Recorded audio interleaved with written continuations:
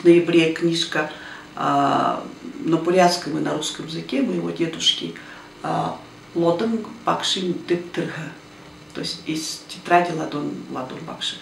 Вот он эту тему тоже очень, он давно это писал, всю свою жизнь писал, у него огромный архив, там можно вообще и вторую, и третью книгу издать. Вот. Эта тема в 60-х годах, она довольно была животрепещущая, потому что люди видели, как постепенно молодежь теряет язык.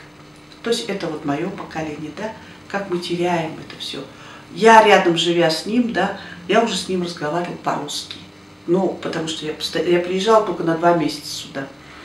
2 месяца он со мной разговаривал на бурятском языке. Бабушка с дедушкой. Вот. У нас дома тоже на бурятском языке разговаривали. А я всегда отвечала на русском.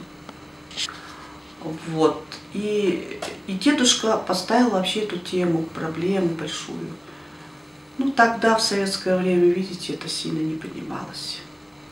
Когда сейчас почти утрачивается, сейчас об этом говорят. Но я не знаю, как это. Я не знаю.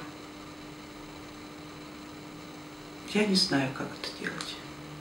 Ну, здесь нужно просто проникнуться. Вы знаете, феномен Южной Кореи, вот как республика развивалась, когда они после 1956 году же, значит, французы же там были, да?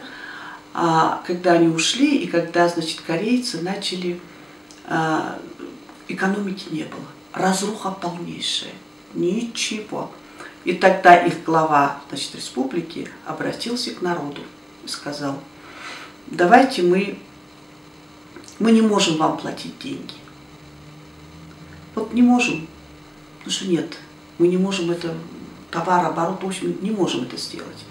Давайте мы несколько лет, значит, не будем получать деньги. Они не получали зарплаты. Выдавали им только рис. Но они были заражены вот этой национальной идеей. Поднять свою экономику. Они через 10 лет, уже в 60 каком-то году, они уже прилично жили. А сейчас Корея Южная. Вообще потрясающая страна, которая процветает все. То есть она такая же примерно, как Япония. Сейчас они везде ездят, их дети, внуки везде ездят, учатся там в Германии, в Австрии там, и так далее, и так далее. То есть они не задумываются. А потому что, видите, очень были они тогда охвачены вот этой идеей национальной. Я думаю, если мы малочисленные народности, я говорю не только о бурятах, говорю и... Ну, якуты молодцы, они сохраняют свой язык. Там татары, они тоже сохраняют. Вообще многие сохраняют. Почему мы теряем, я понять не могу. Но если мы охватимся вот этой абсолютной идеей, мы же учим английский язык. За год мы уже прилично говорим. Мы на итальянском, на немецком учим оперы целые. И вроде на французском выучили Кармен. Значит, бурятский можно выучить. Если кликнут клич, мы все будем за.